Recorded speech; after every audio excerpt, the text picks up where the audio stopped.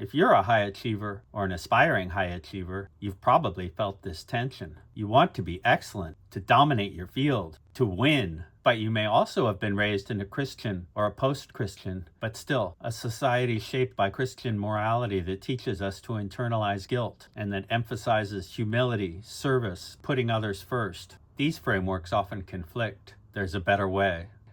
I have a PhD in philosophy from UC San Diego and a law degree from Berkeley. But before that, I basically flunked out of college and enlisted in the Army infantry to get the discipline I needed. It worked, but here's what made it work. I chose it. External structure only helps if you will it into place for yourself. That's what this series seeks to provide through classical virtue ethics, Aristotle and the Stoics, integrated with modern thinkers who developed these ideas for our time. I'm going to explain why this framework, not Christian morality, better serves high achievers seeking to dominate in competitive secular contexts. But you have to choose to use it. No one can do that for you. At its foundation, virtue ethics centers on cultivating excellence of character, what the Greeks called arete. But here's the key insight. Aristotle taught that everything has a telos, a built-in purpose it's meant to achieve. An acorn's telos is to become an oak. A knife's telos is to cut well. And your telos? To achieve complete arete, excellence that unifies virtue with achievement. This isn't mystical, it's practical. Aristotle emphasized that virtue is a skill acquired through habituation. You become courageous by repeatedly acting courageously. You develop practical wisdom, phronesis, through engaging real situations and learning from them. Character isn't inherited, it's built. The Stoics took this further, but in a radically different direction. Where Aristotle sought balanced excellence, the Stoics pursued absolute mental sovereignty. They taught that by controlling only what's truly yours, your judgments, desires, and actions, while accepting everything else with indifference, you achieve a freedom that no external force can touch. Not balanced virtue, but invincible virtue. Together, these traditions create a powerful strategic advantage. When excellence and ethics are the same thing, when arete means both virtue and achievement, there's no conflict. Success becomes evidence of character, not its compromise.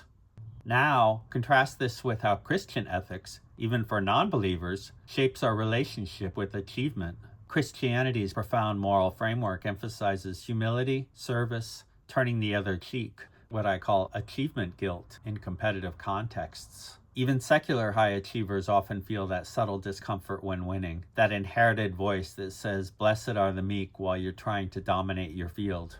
This isn't about Christianity being wrong. It's about recognizing that its ethics were designed for spiritual salvation, not secular competition. The virtue ethics tradition offers something different, a framework where excellence is virtue, where winning well with courage, wisdom, and justice demonstrates character rather than compromising it. The difference matters because it changes your internal experience. Instead of achieving despite moral reservations, you achieve through moral development. Your competitive drive becomes the very vehicle for building virtue. This brings us to the strategic choice at the heart of this series. In competitive secular contexts, business, athletics, professional fields, you need an ethical framework that aligns with, not against, your drive to excel. Virtue ethics provides exactly that. A 2,500-year-old system where ambition, properly directed, is virtue. The Greeks who created this weren't monks. They were warriors, athletes, statesmen. They built a philosophy for winners who wanted to win well. The Spartans at Thermopylae, Roman legions conquering the known world, Olympic athletes pursuing excellence, all operated from this framework. And it translates perfectly to modern achievement contexts. When you align success with self-mastery and practical wisdom, that nagging achievement guilt disappears. You're not betraying your values by competing, you're expressing them. But remember what I said about the army. External structure only works if you choose it. This series provides the framework, but you have to decide to use it.